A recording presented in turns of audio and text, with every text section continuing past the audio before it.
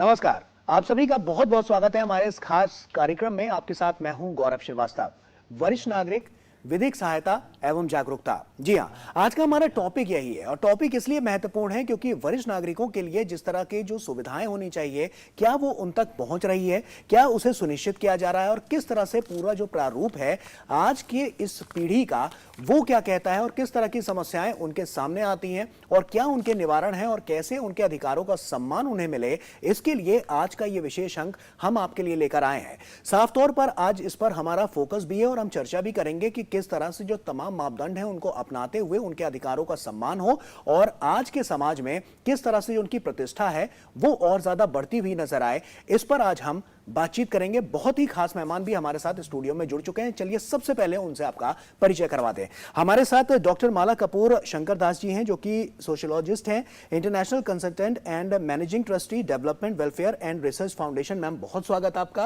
और इसी के साथ हमारे साथ बरखा त्रेहान जी हैं जो कि प्रेसिडेंट हैं पुरुष आयोग एनजीओ की। मैम आपका भी बहुत बहुत स्वागत है। सबसे पहले मैम शुरुआत आपके साथ करना चाहूंगा। विश्व वरिष्ठ नागरिक दिवस मनाया जाने वाला है, तो ऐसे में तैयारियां तो अपनी जगह पर हैं, लेकिन आज के समाज की जब हम बात करते हैं, हम आज के पीढ़ी की बात करते हैं, वहां पर किस तरह की समस्याएं उनके सामने आती हैं और कितना बड़ा बदलाव हम कह सकते हैं कि आज सरकार के इनिशिएटिव से मिल रहा है और न्यायिक प्रक्रिया के तहत मिल रहा है। पहली बात जो मैं कहना चाह रही हूँ कि जो वरिष्ठ लोग हैं, जब कुछ साल पहले जो उनकी स्थिति थी उसमें और अब में काफ़ी परिवर्तन आ गया है जी। और उसके कई कारण हैं।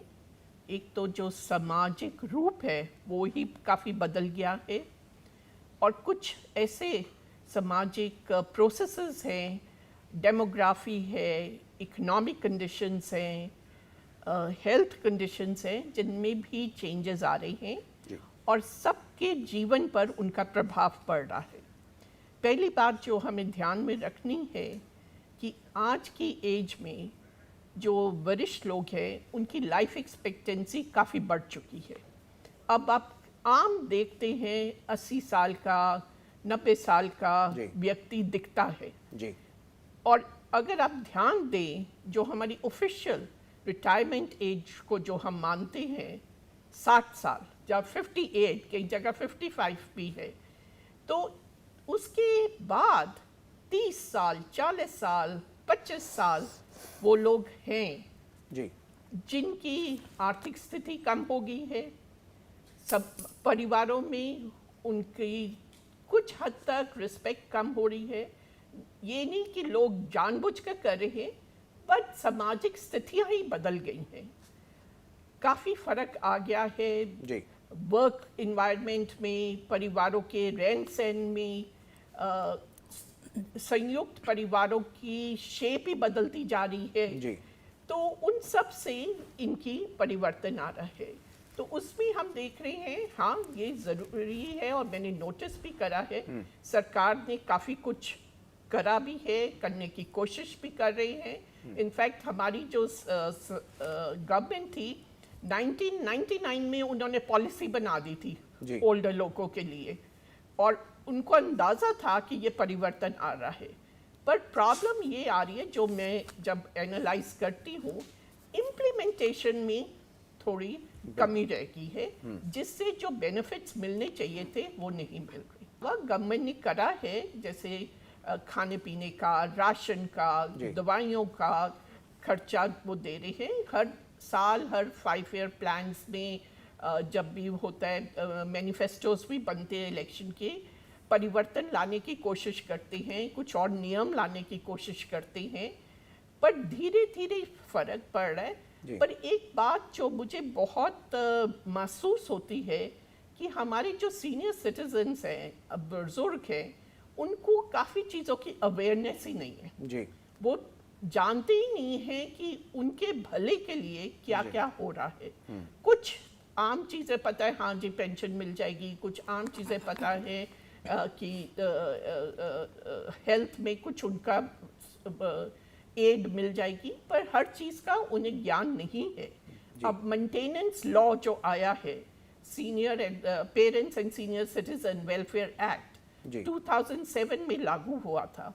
अभी तक भी इतने साल हो गए, उस पर कुछ अमेंडमेंट्स भी हो रही हैं, काफी लोगों को अभी उसकी जानकारी है ही नहीं नहीं है। और वो किस तरह से उसका लाभ उठा सकते हैं ये सब बहुत कम ज्ञान है। मुझे मैम लगता है कि ये जागरूकता से इसमें बहुत बड़ा एक चेंज निकलता हुआ सामने आएगा और जागरूकता के लिए सरकार बहुत सारे कदम भी ऐसे हैं जो उठाती हुई नजर आ रही है। बरखा जी, आपका रुख कर रहा हूं और आपसे ये समझना चाहते हैं कि किस तरह की समस्याएं जो वरिष्ठ नागरिक हैं उनके सामने आती हैं, क्योंकि आप एनजीओ को आप देख रही हैं और आपके सामने भी ऐसे तमाम बुजुर्ग आए होंगे, तमाम ऐसे वरिष्ठ नागरिक आए होंगे जिसको वहां पर जो उनकी तकलीफें हैं उसको आपको समझने में भी आसानी होगी और किस तरह से आप लोग उनकी मदद कर पाते हैं और क्या समाज के अगर हम दायरे को देखते हुए बात करें तो वरिष्ठ नागरिकों के सामने कौन कौन से ऐसे चैलेंजेस नजर आते हैं? वरिष्ठ नागरिक जो हैं, सबसे पहले तो मैं कहना चाहूंगी वो हमारे देश की धरोहर है जी। और उनका मान सम्मान हम जितना करें उतना कम है। आखिर इतने एक्सपीरियंस लोगों से हम कुछ सीख ही सकते हैं और उनको क्या चाहिए बदले में? 2 बोल प्यार के। बिल्कुल। तो मैं यहाँ पे ये कहना चाहूँगी, सरकार तो अपने रवैये में बहुत अच्छी रही है। उन्होंने काफ़ी 2007 में भी जो अधिनियम आया था वरिष्ठ नागरिकों के लिए, वो भी बड़ा हेल्पफुल साबित हुआ है। लेकिन बेचारे जो सीनियर सिटीजन्स हैं उनको अपने राइट्स के बारे में नॉलेज नहीं है। तो अवेयरनेस प्रोग्राम्स हम भी करते हैं, औरों को भी करने चाहिए। आप भी आज कर रहे हैं, ये भी एक अवेयरनेस का प्रोग्राम है। तो जितनी जागरूकता हम कर सके इस पूरे मुद्दे पे, क्योंकि वो बेचारे बंद कमरों में, देखिए हम और आप तो बहुत अच्छे से इंटरनेट यूज़ कर लेते हैं, हमें बहुत सारी चीज़ें पता हैं, लेकिन वो इतने टेक्नोलॉजी में अपडेटेड नहीं है। तो पहले तो आप कोशिश करिए घर में, अच्छा ये सारी चीज़ें घरों से शुरू होनी चाहिए कि जो बच्चे हैं, अगर माँ बाप या और कोई भी बुजुर्ग, ये सिर्फ अपने माँ बाप तक सीमित नहीं रहिए, आपके घर में कोई भी आ रहा है, ड्राइवर है उनकी माँ है, या आपकी मेड है उनकी माँ है, या कोई भी है, बाप पिताजी हैं, तो उनको अवेयर कराइए टेक्नोलॉजी से थोड़ा। दूसरी बात है, जो उनकी प्रॉब्लम्स हैं उनको सुनना, आधी प्रॉब्लम तो वहीं सॉल्व हो जाती है। हम एक्चुअली इतने बिजी हो गए हैं अपने लाइफस्टाइल में कि हम उनको सुनना नहीं चाहते। अब देखिए सरकार तो कुछ भी कर ले, जब तक हम सब लोगों का, गैर सरकारी, सरकारी, इंडिविजुअल, सबको आना पड़ेगा साथ, और तब जाकर के इस चीज़ों में जो हम कह रहे हैं इम्प्लीमेंट नहीं हो पा रही या इम्प्रूवमेंट नहीं आ पा रही, तो तभी आएगी जब ये कलेक्टिव इनिशिएटिव लेंगे हम सब लोग और इन बुज़ुर्गों की मदद करेंगे। आप देखिए कितनी माताएं हैं, वो बहुत ज़्यादा सैक्रिफाइस करती हैं पूरी ज़िंदगी अपने बच्चों का लालन पालन में, लेकिन जब ओल्ड एज हो जाती है उनकी, तो किस तरीके से उनके साथ बहुत दुर्व्यवहार होता है, घर में मारपीट होती है, बहुत ज़्यादा अब्यूजिव उनकी जो बातें होती हैं, जो बच्चे रहते हैं साथ में, वो बहुत टॉर्चर करते हैं, जैसे दवाई नहीं देना, समय पे खाना नहीं देना, उनकी अगर किसी माँ की। आपने ये प्रताड़ना का जो जिक्र किया, तो क्या न्यायिक प्रक्रिया में भी इसके लिए कठोर प्रावधान है कि उसका वो इस्तेमाल कर सकते हैं? क्योंकि बहुत से वरिष्ठ नागरिक ऐसे जिन्हें इसके बारे में नहीं पता है। जी देखिए, न्यायिक प्रक्रिया में तो है, लेकिन ये वरिष्ठ नागरिकों के साथ मेरी ये ओल्ड सिटीजन्स के साथ रोज ही मेरी उनके जो कंप्लेंट्स है मैं सुनती हूँ। एक तो बहुत बड़ी ये दिक्कत है कि ये मेरे को तो पूरी बात बता देंगे, लेकिन कोर्ट कचहरी से बहुत डरते हैं, पुलिस स्टेशन से बहुत डरते हैं, कंप्लेंट लिख के फाड़ देंगे। ये अपने बेटे बहू के जो इस प्रताड़ना के बाद भी प्रताड़ना सह लेंगे, मर जाएंगे, रेल पटरी पे जाके लेट जाएंगे, लेकिन पुलिस स्टेशन से इन्हें डर लगता है। इनको एक रिस्पेक्ट जो इन्होंने कमाई होती है पूरी जिंदगी, उसका डर लगता है कि हमारी रिस्पेक्ट चली जाएगी, तो उसके लिए टॉर्चर होते रहते हैं। और प्रॉपर्टी डिस्प्यूट्स में तो अक्सर इन्हें टॉर्चर किया जाता है, और वो आजकल घर घर की कहानी हो गई है। तो इनके साथ मिलकर इनको हौसला बढ़ाने की ज़रूरत है कि आप करिए, हम आपके साथ खड़े हैं। ऐसे कितने एनजीओज हैं, तो आना चाहिए। कितने लोग हैं जो प्रो बोनो केस लेना चाहेंगे, अब ये पैसे भी नहीं खर्च करना चाहते। क्या एक वजह ये भी है, जो मेरे जहन में सवाल आ रहा है, क्या एक वजह ये भी हो सकती है कि बेटा ना बिछड़ जाए, बहू ना छूट यस जाए। यस ये एग्जैक्टली, क्या यही यही एक बड़ा यही है, रिस्पेक्ट चली जाएगी घर की। मेरा बेटा चाहे जैसा भी है, मेरी बहू चाहे जैसे भी है, मैंने यहीं एडजस्ट करना, इन्हीं के साथ रहना है, इसी को कंटिन्यू करते रहते। आप सोचिए मेडिसिन नहीं मिल रही है, मेडिसिन की जगह मार पड़ रही है, हम मार पीट को सह रहे हैं, मेरे तक आकर के मुझे बता करके उसके बाद फुल स्टॉप, उसके बाद आगे नहीं जाना है। तो इनको प्रिपेयर करना पड़ेगा लीगल बैटल के लिए, जो कि मैं हमेशा कहती हूं कि ये फाइट लीगल है, क्योंकि अब्यूज हमें नहीं सहना, चाहे वो किसी का भी, कोई महिला हो, पुरुष हो, कोई भी अब्यूज ना सहे। खासकर मेरे देश की धरोहर जो सीनियर सिटीजन्स हैं, जो वरिष्ठ नागरिक हैं, वो क्यों अब्यूज सहे? उन्होंने इतना गोल्डन पीरियड काम करके, बच्चे पैदा करके, बच्चों को इस लायक बनाया है।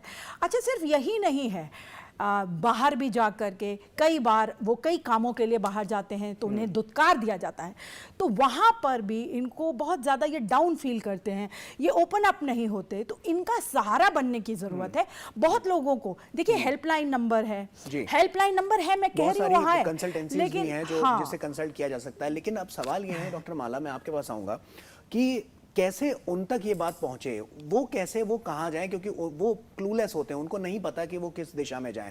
तो ऐसे में उस दिशा में कदम उठाने की, किस तरह से उस नियम को फॉलो करने की जरूरत है जो समाज में एक बड़े बदलाव की ओर इशारा करता हुआ नजर आ रहा है। देखो, एक बात तो है जी, इंडिविजुअल लेवल पर ठीक है, आप इनको जागरूक कर सकते हैं जी, बट उसके साथ परिवारों में, कम्युनिटीज में भी ये जागरूकता लानी है। हम देखते हैं स्कूलों में, कॉलेजेस में अब कई प्रोग्राम्स हैं जहां हम यंगस्टर्स को इन्वॉल्व कर सकते हैं, उनको ओल्ड एज होम्स पे भेजकर उनको अवेयर करा सकते हैं क्या समस्याएं हैं, और उनकी कॉन्शियसनेस को हम बिल्ड कर सकते हैं किताबों के थ्रू, घरों में कैसे उनसे व्यवहार करना चाहिए। अब काफ़ी स्कूल्स, कॉलेजेस जैसे ग्रैंड पेरेंट्स डे बनाने लग गए हैं और गवर्नमेंट भी इन चीज़ों को इनकरेज कर रही है, तो ये सब ठीक से परिवर्तन ला सकते हैं। मीडिया बहुत इम्पोर्टेंट रोल प्ले कर सकता है।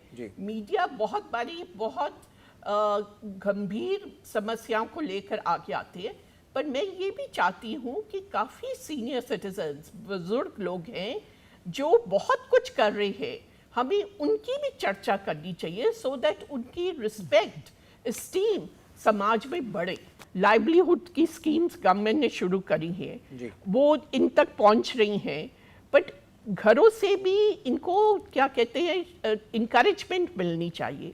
और कुछ अभी भी बुजुर्ग हैं जो हेजिटेट कर जाते हैं, उनका कॉन्फिडेंस लेवल बढ़ाना है। एनजीओस काम कर रही हैं हेल्थ, और दूसरी बात में ये बहुत हेल्थ काफ़ी इम्प्रूव हो गई है। अब आप देखते हैं 70 साल तक, 80 साल में काफ़ी लोग हैं जो चलते फिरते आपको नज़र आते हैं जी। अब उस चीज़ को भी हमने देखना है कि उनकी जो हेल्थ है, बट लोगों को अभी भी जानकारी नहीं है कि अपनी हेल्थ को कैसे प्रिजर्व किया जाए। कॉन्शियसनेस आ रही है, बट इन सब चीज़ों की अवेयरनेस बढ़ाने का सबसे पहले तो ये है कि हमारी अवेयरनेस ऑन बुढ़ापापन, एजिंग बहुत लिमिटेड है हमें। अब देखिए बच्चों की सिखाने के लिए कितनी किताबें हैं, बड़ों के ऊपर आप कोई किताब देखते हैं कि किस तरह से उनकी देखभाल करनी चाहिए? बच्चों की देखभाल के लिए है, बट कई लोग हैं जो चाहते हैं अपनी माँ बाप की देखभाल करना, बट उन्हें समझ ही नहीं आते कि हम क्या करें। तो अब गवर्नमेंट भी कर रही है, असिस्टिव टेक्नोलॉजीज आ गई हैं, कैटरैक्ट, डेंचर्स, आई साइट्स, ये सब वॉकिंग स्टिक्स, ये सब प्रमोट करिए, साइंस एंड टेक्नोलॉजी डिपार्टमेंट करिए, आर्किटेक्चर स्कूल्स वो कर रहे हैं, घरों में किस तरह से परिवर्तन ला सकते हैं कि ये लोग आराम से रह सकें, ये सब हो रहा है। पर जब तक हम एक ओवरऑल सामाजिक एटमॉस्फेयर नहीं चेंज करें जिसमें बुढ़ापे को बुरा नहीं मानना, उसकी ताकत को पहचानना है, और ये पहचानना है कि आपकी लंबी जो उम्र हो रही है वो एक सेलिब्रेशन है, बर्डन नहीं है। कितना अच्छा है कि आप ज्यादा जी पा रहे हैं। निश्चित तौर पर, क्योंकि हर एक पड़ाव होता है, जब एक बच्चा होता है तो उसका भी अपना एक फेज होता है, कि वो कब तक बच्चा है, उसके बाद जो किशोरावस्था में आता है तो उसका भी अपना एक फेज़ है। ऐसे में जो बुढ़ापा है या जिसको हम बुजुर्ग हमारे जो घर के हैं उनका भी अपना एक फेज़ है। उस फेज़ में भी तमाम ऐसे लोग हैं जो बढ़ चढ़कर अपने माँ बाप और अपने बुजुर्गों की बहुत ज़्यादा सेवा करते हुए भी नजर आते हैं, और तमाम लोग ऐसे भी हैं जो इस सेवा को नहीं कर पाते हैं। तो ऐसे में जो हम बात कर रहे हैं, जो हम चर्चा कर रहे हैं, वो इसलिए भी ज़रूरी है कि आज के समाज में स्वागत होना चाहिए। अगर बच्चे का स्वागत है, किशोरावस्था का स्वागत है, युवाओं का स्वागत है, तो बुजुर्गों का भी स्वागत होना चाहिए। और ये अहम कड़ी इसलिए भी है क्योंकि इसी को लेकर सरकार भी जागरूक है और इसीलिए लगातार वो जागरूकता जो अभियान है वो चला रही है, और इसी तरह से तो जो तमाम योजनाएं हैं वो लोगों तक पहुंच रही हैं और उनको सीधा लाभ भी मिल रहा है। एक छोटे से ब्रेक के लिए यहां पर रुक रहे हैं, जल्द हाजिर होते हैं।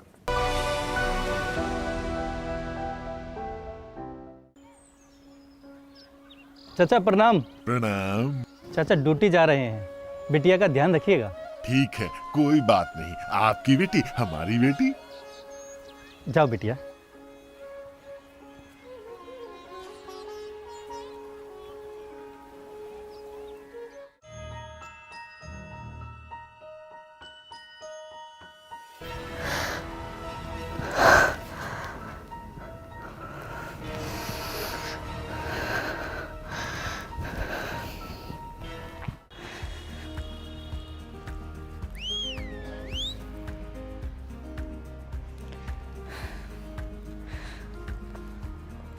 ओए होए कहाँ चली?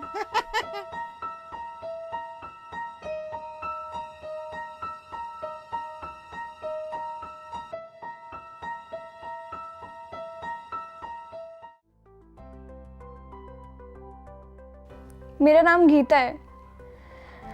मैं छेड़छाड़ से परेशान हूँ, मेरी मदद कीजिए।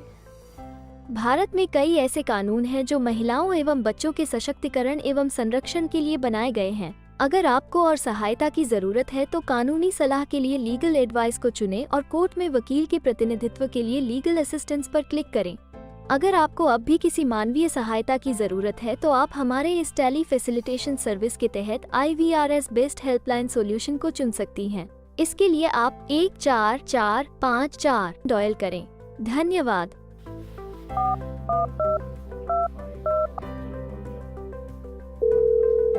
नमस्कार, मैं आशीष आपकी किस तरह से सहायता कर सकता हूँ? मेरा नाम गीता है।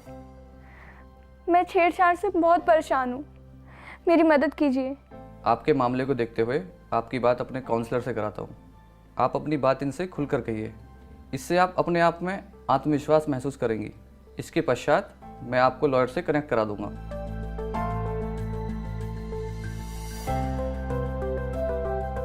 लोगों तक न्याय की पहुंच को और आसान करने के लिए न्याय विभाग भारत सरकार की पेशकश न्याय सेतु, एकदम गोपनीय और सुरक्षित माध्यम जिसे समाज के सभी वर्गों के साथ साथ खास तौर पर दिव्यांगों, महिलाओं, बच्चों और वरिष्ठ नागरिकों सहित सभी जरूरतमंदों को ध्यान में रखकर डिजाइन किया गया है। न्याय सेतु एक ऐसा प्लेटफॉर्म जहां कानूनी जानकारी, टेली लॉ और न्याय बंधु की सभी सेवाओं का है समागम। न्याय सेतु, सभी होंगे अब और सशक्त। न्याय पाने की राह अब होगी आसान। ब्रेक के बाद एक बार फिर से आप सभी का स्वागत है। हम आज बात कर रहे हैं बुजुर्गों को लेकर, और साफ तौर पर जो वरिष्ठ नागरिक हैं उनके अधिकार क्या हैं और उनके अधिकारों का सम्मान कैसा हो, इसी पर हम लगातार चर्चा कर रहे हैं। बहुत ही खास मेहमान हमारे साथ स्टूडियो में मौजूद हैं। बरखा जी, आपका रुख करूंगा। और ब्रेक पर जाने से पहले जैसा कि हम उनके जो वैल्यूज़ हैं उनकी बात कर रहे थे, मैम ने बताया भी, और ऐसे में अब जो उनके सामने जिस तरह की कठिनाइयाँ आती हैं, परेशानियाँ आती हैं, वो तो है ही हैं, लेकिन कैसे हम परिवार दर परिवार इस जागरूकता को वहाँ तक पहुँचाएँ, कैसे अवेयरनेस फैलाएँ, इसके लिए किस तरह से प्रणाली रखी जानी चाहिए कि आज का जो समाज है जो हाईटेक तो हो रहा है, लेकिन क्या पीछे अपने जो वरिष्ठ नागरिक हैं उनके हितों का भी ध्यान रखा जा रहा है। ये अपने आप में आज के मुझे लगता है कि इस पीढ़ी के लिए एक बड़ा सवाल हो सकता है। बिल्कुल आपने सही कहा। मैं तो यहीं से शुरुआत करूंगी कि जैसे हम सेलिब्रेट करते हैं दूसरी वुमनहुड, मैनहुड को, वैसे ही हमें अपने सीनियर सिटीजन्स को भी सेलिब्रेट करना चाहिए। उनकी बहुत बड़ी उपलब्धियां होती है, लेकिन हम उन्हें नकार देते हैं। तो उनकी उपलब्धियों को न नकारा जाए। और मैं इस विषय में हर साल 19 नवंबर को एक अवार्ड फंक्शन करती हूँ, जहाँ पे लाइफ टाइम अचीवमेंट जो उन्होंने की होती है उस पर उन्हें पुरस्कृत भी करते हैं हम। और मैं चाहती हूँ और भी संस्थाएं इस तरीके से उनकी जो अचीवमेंट्स है, अगर आप उसे एक्नॉलेज करते हैं तो एक मैसेज जाता है समाज में कि ऐसे भी पॉजिटिव एक मैसेज जाता है कि हम सब अपने सीनियर सिटीजन्स सब ने कुछ ना कुछ किया होता है, तो उसे अपने तरीके से एक्नॉलेज कर सकते हैं। मीडिया का बहुत अच्छा रोल है इसमें, क्योंकि मीडिया जब ऐसे कार्यक्रम करती है, लोगों को दिखते हैं ऐसे कार्यक्रम, वो देखते हैं, उसकी चर्चा होती है, छोटी छोटी जगहों पे चर्चा होती है, तो वो बहुत इम्पॉर्टेंट है होने, चर्चा बहुत ज़रूरी है। और आप परिवार में आपको एक मैसेज जाता है, जब हम ऐसे प्रोग्राम दिखाते हैं परिवार में एक मैसेज जाता है कि मेरे घर में भी तो बुजुर्ग हैं, उनकी मैंने क्या करी है, क्या सेवा करी है, या अगर उनके साथ मैं कोई प्रताड़ना कर भी रहा हूँ तो उनका लीगल बैटल लड़ने के लिए लोग हैं। तो सावधान हो जाएं जो लोग भी अपने माता पिता की या किसी अन्य बुजुर्ग की किसी भी प्रकार से प्रताड़ना कर रहे हैं, उनको अब्यूज़ कर रहे हैं, मार पीट रहे हैं, तो वो सावधान हो जाएं। कानून कड़े हैं, बस सिर्फ उनको ये लगता है कि उनके माँ बाप शिकायत नहीं करेंगे। तो एक मैसेज ये भी जाना चाहिए कि नाइंसाफ़ी किसी को नहीं सहनी। आवाज़ उठाइए, हर गलत के खिलाफ आवाज़ उठाइए, चाहे आपके बच्चे ही हैं, अगर वो आपके साथ गलत कर रहे हैं तो उन्हें समझाइए पहले। जब आप समझा लें और वो तब भी ना समझें, तब फिर पुलिस स्टेशन, कोर्ट कचहरी, एनजीओ, गैर सरकारी संस्थाएं, हेल्पलाइन नंबर सबको यूज़ करें, अपने राइट्स को समझें, अपने राइट्स को पहचानें। जैसा कि तमाम जो योजना सरकार की तरफ से चलाई जा रही हैं, लेकिन कानून व्यवस्था में भी एक अलग प्रणाली है। वो कानून व्यवस्था की प्रणालियां क्या कहती हैं, क्या वहां पर प्रावधान रखे गए हैं और किस तरह से वो उन तक पहुंचाया जाए जिससे उनके अधिकारों का सम्मान हो सके? जी, मैं तो पहले ही बोल चुकी हूँ कि कानून प्रणाली में वरिष्ठ नागरिकों की पूरी सुनी जाती है, लेकिन दिक्कत ये है कि दे डोंट ओपन अप। बाकी सरकार अपनी तरफ से हर कोशिश कर रही है। आप ये देखिए, बुजुर्गों में एक बड़ी तकलीफ होती है कि उनको दवाइयाँ बहुत महंगी लगती हैं, हॉस्पिटल बहुत महंगे लगते हैं। तो इतनी बढ़िया आयुष्मान स्कीम लाई गई है जिसमें उनको सस्ती दवाइयाँ मिल रही हैं। आधी चिंता तो उनकी दवाइयों की होती है, वो चाहते हैं कि हम बर्डन ना बने किसी के। हाँ, तो सरकार का ये बड़ा अच्छा इनिशिएटिव इंपॉर्टेंट था। फैक्टर है। लेकिन डॉक्टर माला, ये भी बहुत जानना जरूरी है, क्योंकि लोगों को अपने जो अधिकार उनका कैसे सम्मान हो, न्यायिक व्यवस्था में इसके लिए भी तमाम प्रणालियां हैं। तो क्या वहां पर भी इस तरह से जो तमाम स्कीम चल रही हैं, जो योजनाएं चल रही हैं, उनका लाभ उन तक पहुंचे? और अगर इस तरह की कोई स्थितियां होती हैं जो उनके फेवर में नहीं जाती हैं, तो वहां पर कानून प्रणाली में आगे बढ़कर वो किस तरह से अपने अधिकारों का सम्मान पा सकते हैं? देखिए, एक चीज़ जो मैं देख रही हूँ और बहुत अच्छी बात हो रही है, सीनियर सिटीजन्स एसोसिएशंस बहुत बन गई हैं जी। हर सिटी में, हर टाउन में आप देखते हैं। और ये लोग मिलकर एनजीओस के साथ, गवर्नमेंट के साथ काफ़ी सुविधाओं के लिए आगे बढ़ रहे हैं जी। और गवर्नमेंट भी जो कानून के थ्रू, जैसे ओल्ड एज होम्स खोलना चाह रहे हैं, जहाँ उनका कैसे अकाउंटेबिलिटी होनी चाहिए, उनमें क्या सुविधाएं होनी चाहिए, ये सब पर कानून काफ़ी अब ज़ोरों से आ रहा है।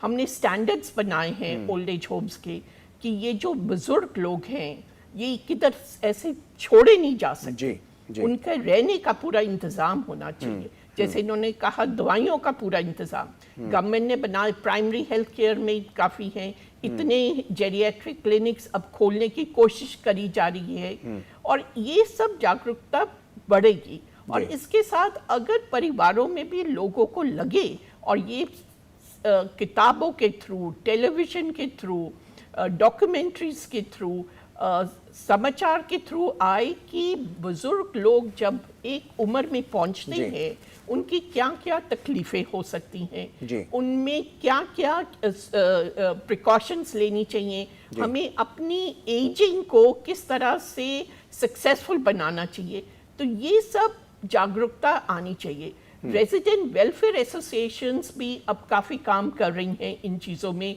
जहाँ वो सामान देते हैं और एक्टिविटीज़ करते हैं।